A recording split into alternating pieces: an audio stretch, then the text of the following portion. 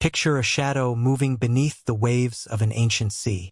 It's a living mountain of muscle and cartilage, longer than a school bus and heavier than a tank. Its jaws, wide enough to swallow a car, are lined with hundreds of serrated teeth, each the size of a human hand. This isn't just an animal. It's a force of nature, an engine of consumption that reigned supreme for over 20 million years. This was Carcharocal's Megalodon, the undisputed tyrant of the prehistoric ocean. When it hunted, the very water trembled. It was the apex of apex predators, a monster so perfectly designed for its role that it's hard to imagine the world without it. And yet, the world has been without it for a very, very long time. The official story, the one you'll find in every textbook, is that the Megalodon vanished from the fossil record over 3 million years ago. Its throne has been empty, its terrifying roar silenced by the slow, grinding gears of extinction. Its ghost haunts our imagination, a symbol of nature's capacity for creating true giants. We remember it in movies, in books, and in our nightmares. But what if the story isn't over? What if the official account has a chapter missing? We love to think we have this planet figured out. We've mapped its continents, climbed its highest peaks, and sent probes to the furthest reaches of our solar system. But there's a world of profound mystery right here on Earth, a realm so vast and inaccessible that it makes a mockery of our confidence. I'm talking, of course, about the ocean. We say that we've explored it, but the truth is we've barely scratched the surface. Over 95% of our planet's oceans remain completely unexplored, unobserved, and unmapped. We have more detailed maps of the surface of Mars and the Moon than we do of our own seafloor. Think about that for a second. An alien world, teeming with unknown possibilities, begins just a few miles from where you're sitting. And in that darkness, things happen. Things we can't explain. For decades, our most sensitive listening devices, hydrophones placed to detect secret submarine tests, have picked up sounds from the abyss that defy all logic. In 1997, a sound of almost unbelievable power erupted from the deep Pacific. Nicknamed the bloop, it was louder than any known animal, including the blue whale, and it resembled the vocalizations of a living creature. For years, it was a chilling mystery. What could possibly be big enough and powerful enough to generate a noise that travels for thousands of miles across the ocean floor? What kind of leviathan was roaring in the dark? While the bloop was eventually traced to the cracking of an ice shelf, the mystery it represented remains. The deep ocean is not a silent, empty void. It is a place of immense pressure, absolute darkness, and strange energy. Naval submarines have reported tracking objects moving at speeds and depths that no known vessel or animal should be able to achieve, only for them to vanish from sonar as if they were never there.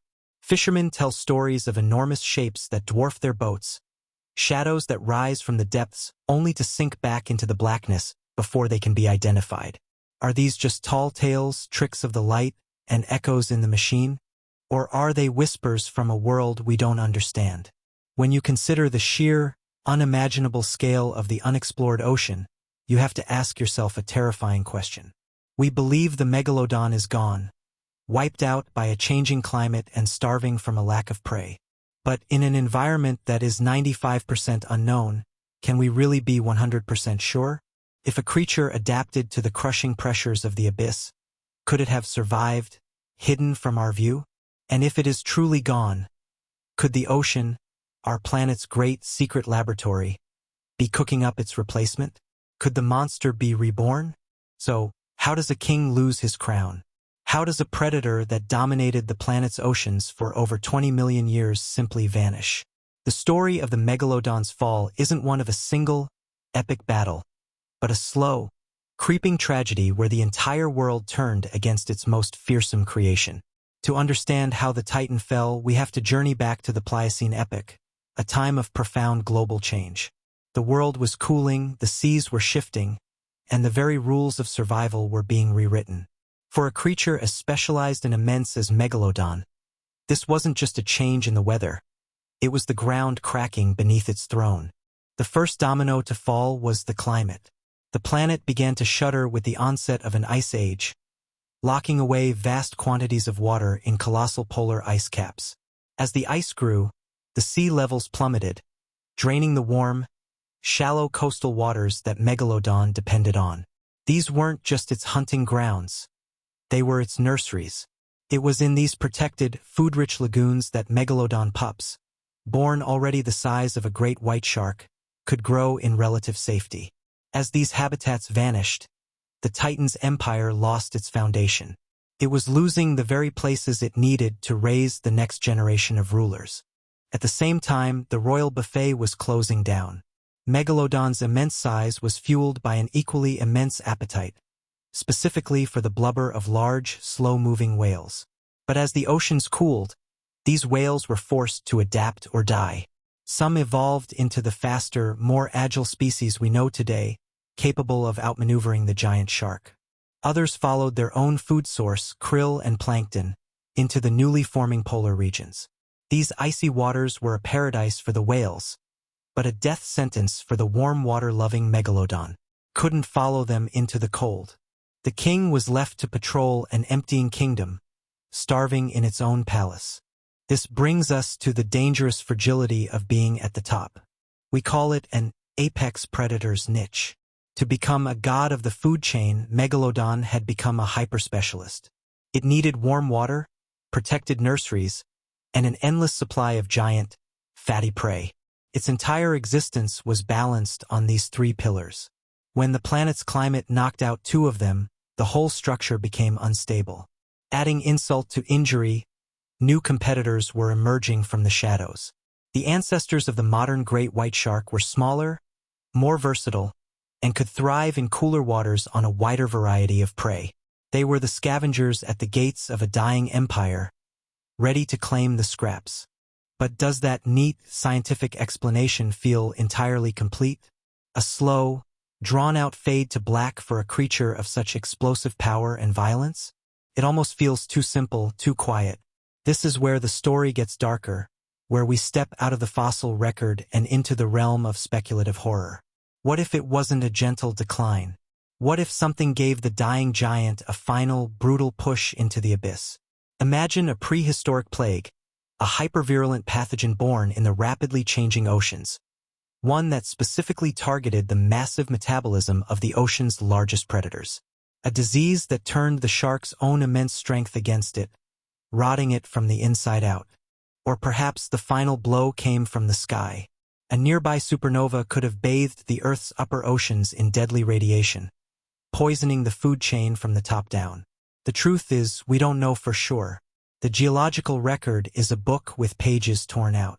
We see the decline, but the final, grisly chapter is missing. What we do know is that the fall of the Megalodon wasn't just an extinction event. It was the creation of a power vacuum. The role of oceanic superpredator was left vacant. The throne has been empty for 3 million years. But nature abhors a vacuum. And as the world changes once again, the real question becomes, what happens when the ocean decides it's time to crown a new king? So, the Megalodon's throne is empty. But what if I told you that nature never truly throws away a good design? Think about flight. It's such a brilliant idea that evolution invented it at least 4 separate times. In insects, pterosaurs, birds, and bats. Different ancestors, different materials, but the same incredible result. This phenomenon is called convergent evolution, and it's one of the most powerful and fascinating forces on our planet. It's the idea that under similar pressures, life will independently find the same solutions, again and again. It's like nature has a secret blueprint for success, a collection of its greatest hits that it keeps playing on repeat. Nowhere is this more obvious than in the ocean. The sleek, torpedo-like body of a predator is a perfect example. A shark, an ancient ichthyosaur, and a modern dolphin look remarkably similar, yet one is a fish, one was a reptile, and one is a mammal. They don't share a recent common ancestor, but the laws of physics and the challenges of hunting in water push their evolution down the same path. The ocean itself acts as the ultimate designer, demanding speed, efficiency, and power. It has a very specific idea of what a top predator should look like. And if the design for a superpredator like Megalodon was so successful, why would nature just forget about it? The truth is, it hasn't. The blueprints are still in use, often in the last places we would think to look. Let's descend into the freezing, black waters of the North Atlantic and Arctic. Down here, a true ghost glides through the darkness. This is the Greenland shark. It can grow as long as a great white, a sluggish, silent giant with clouded eyes, moving as if in a dream. But its true secret isn't its size. It's its age. These sharks are the longest living vertebrates on Earth, capable of reaching ages of 500 years or more. They are living time capsules, born during the Renaissance, patrolling the deep as empires rose and fell. A shark that lives for half a millennium proves that nature is still building creatures on an epic, almost mythical scale. But if you want true, heart-stopping horror, we have to go even deeper, into the crushing abyss where sunlight has never reached. This is the realm of the colossal squid. We know almost nothing about this animal, having only ever seen a handful of specimens dragged up from the depths. But what we do know is the stuff of nightmares. It is the heaviest invertebrate on the planet, with the largest eyes of any living thing, the size of dinner plates, designed to capture the faintest glimmers of bioluminescence in the total dark. And its tentacles aren't lined with simple suction cups. They are armed with sharp, swiveling hooks, like a living weapon. This isn't just an animal.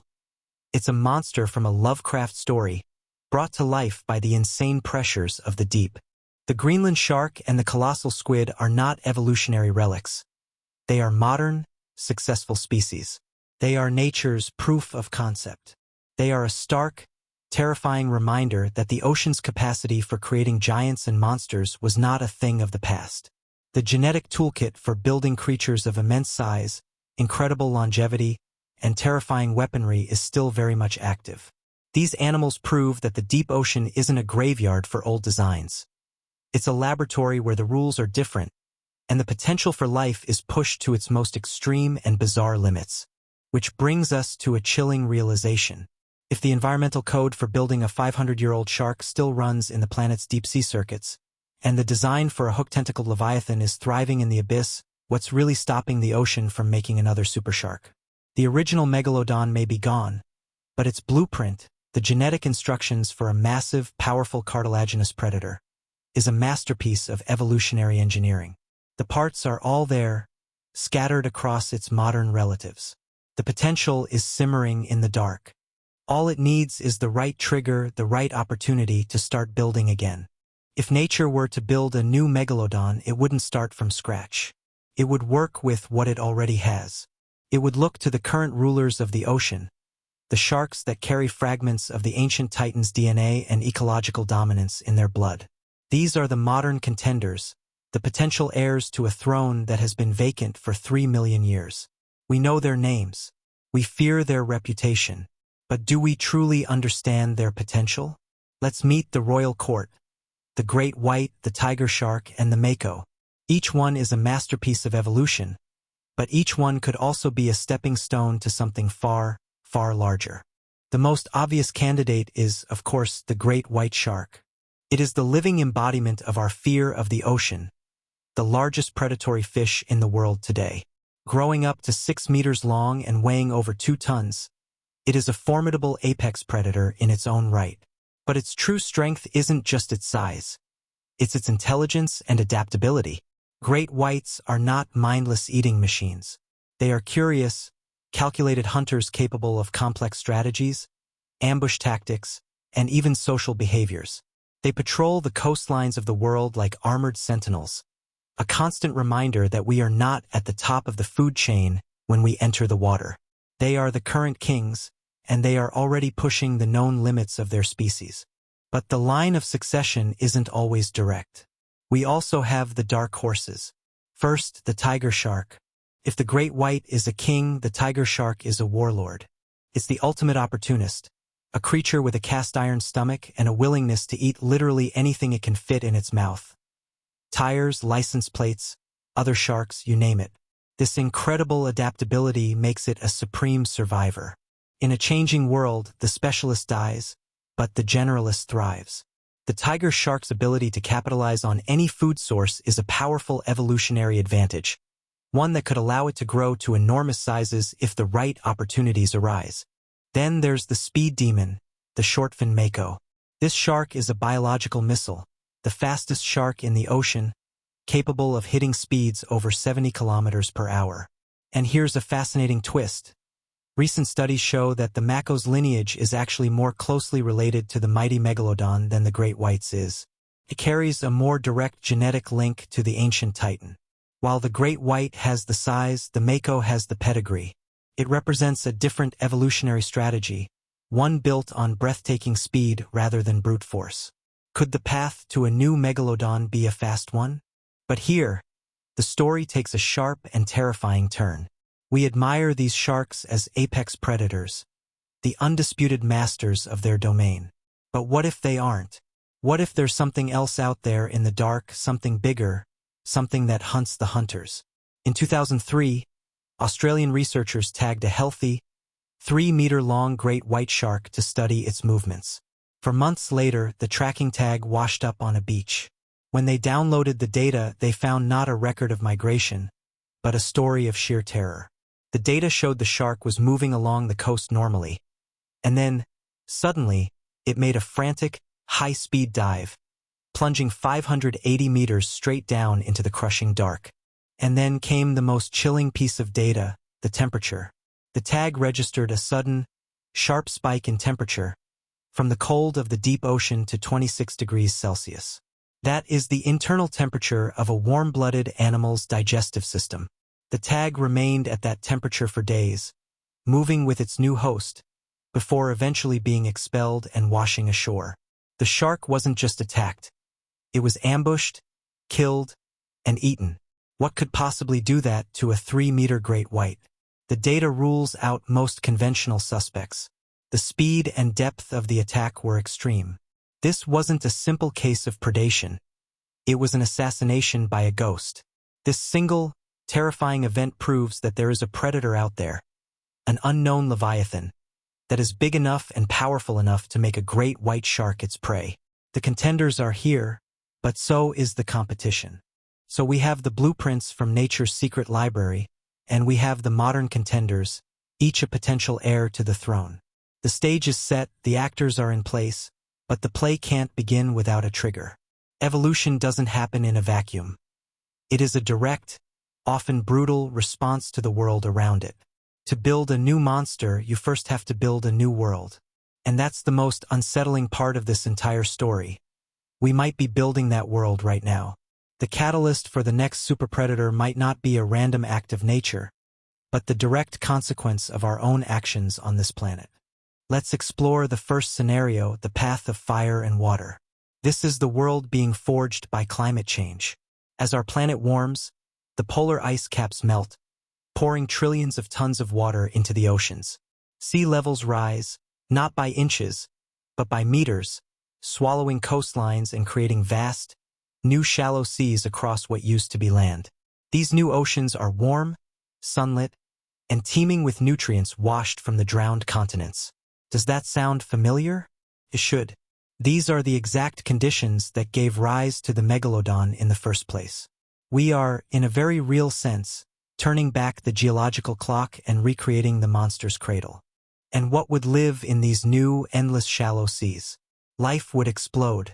New forms of large, slow-moving marine mammals could evolve to fill these new niches. Perhaps giant, blubbery descendants of seals or sea lions, forming massive colonies. Or maybe new species of sea cows, growing to titanic proportions, grazing on endless meadows of seagrass. For a predator like a great white or, more likely, an opportunistic tiger shark, this isn't a crisis. It's a jackpot. It's an all-you-can-eat buffet that stretches to the horizon. In this world of plenty, the evolutionary pressure is simple. Get bigger, eat more. Generation after generation, the sharks that grow largest and strongest would dominate, passing on their genes. The path to a new Megalodon would be paved with blubber and bone. But there is another, much darker path. A future born not of slow change, but of sudden, catastrophic collapse. What if our impact on the planet, or some other unforeseen natural disaster, triggers a mass extinction event? An ocean that becomes too acidic, too polluted, or too anoxic for most complex life to survive. The great whales, the seals, the dolphins, and even the surface-dwelling sharks like the great white could be wiped out. The ocean's surface would fall silent, an empty, desolate wasteland. This would be a power vacuum on a planetary scale. But life, as they say, finds a way, and it would find its way from the one place that might survive, the deep. In this post-extinction world, the survivors would be the creatures of the abyss. The ancient, slow-moving Greenland sharks, the nightmarish frilled sharks with their serpent-like bodies, the goblin sharks with their horrifying, protractable jaws. These are lineages that have already survived multiple extinction events, hiding in the dark, adapted to scarcity and extreme pressure. Imagine them, emerging from the crushing blackness into a silent, empty upper ocean. A world is theirs for the taking. This is where the true horror begins. An evolutionary arms race would ignite amongst these deep-sea monsters, each one adapting to this new, sunlit world of opportunity. The creature that would emerge from this crucible would not be a simple copy of Megalodon. It would be something new, something far more terrifying. Imagine a shark born from the abyss, retaining its adaptations for the deep. A creature with immense, light-gathering eyes, its skin a canvas of shifting bioluminescent patterns used to hypnotize prey. Its body, built to withstand the pressure of the deep, would be like living armor. This would be a predator that could hunt in the sunlit shallows and then vanish into the abyssal trenches where nothing could follow it. We wouldn't just be creating a new apex predator. We would be unleashing a true leviathan, a monster forged in darkness and extinction, perfectly designed for a world we broke. We have journeyed through deep time, through the darkness of the abyss, and into the terrifying possibilities of the future. And now we face the final verdict. Can the Megalodon, the ghost that has haunted our story, truly be reborn? Let's be unequivocally clear. Carcharocal's Megalodon, the specific animal, the one whose fossilized teeth we hold in our hands, is gone forever. Extinction is a one-way street. Its unique genetic code is shattered, and the precise world that forged it has vanished into the mists of time. To hope for its literal return is like hoping a shattered vase will reassemble itself from dust. But all along, we've been asking the wrong question. The real question isn't whether an extinct species can return, but whether the idea of that species, the ecological role of a colossal ocean-ruling shark, can be born again. We've seen that nature has a powerful memory, a habit of repeating its greatest successes through convergent evolution. We've seen that the blueprints for gigantism and monstrous weaponry are still active and thriving in the dark corners of our world. We've met the modern contenders, sharks that already possess the raw materials for greatness, and we've glimpsed the even larger, unknown predators that hunt them in the shadows. We've established motive, means, and opportunity. So, could a new shark evolve to rival or even surpass the scale of the Megalodon? The scientific and speculative evidence leads to one inescapable, chilling conclusion. Yes, it is not just possible, it may be inevitable. The empty throne of the ocean's apex predator was never meant to stay empty forever. Nature abhors a vacuum, and the evolutionary pressures we are now placing on our planet are creating the perfect storm. Whether through the creation of new, warm, shallow seas teeming with prey, or through the chaos of a mass extinction that clears the board for a new arms race, the conditions are aligning. And here is the most profound and disturbing truth of all. We are no longer just spectators to this story. We are the authors of the next chapter. Every ton of carbon we pump into the atmosphere, every degree the oceans warm, every species we push towards extinction, these are not just environmental statistics. They are evolutionary prompts. We are actively writing the selection criteria for the life forms of the future. The horror isn't some monster lurking in the deep. The horror is looking in the mirror and realizing that we are the catalyst. We are the ones rolling the dice, blindly gambling with the planet's evolutionary code. The creature that emerges will not be the Megalodon we know from museums. It will be something new, something forged in the fires of our Anthropocene era. It will be a product of our world, adapted not to the clean seas of the Pliocene, but to our oceans of plastic, chemical runoff, and unpredictable currents. What kind of predator would thrive in such a world? Perhaps one with an immunity to our toxins, with senses adapted to hunt in murky, polluted waters, with a ruthlessness born from surviving a planet in crisis. It will be a monster of our own making, a living reflection of the world we are creating. The ocean's genetic code is a book of powerful, dangerous stories, and we are turning to a chapter that hasn't been read in millions of years. We send our robotic eyes down into the darkness, searching for knowledge, for resources, for answers. But maybe we should be more concerned about what is looking back. The story of evolution is not over. The Age of Monsters is not just a chapter from the past. As we continue to rewrite the rules of our planet in unpredictable ways, we may just be setting the stage for the next one to begin. Down in the darkness, something stirs, and the silence of the abyss is about to be broken.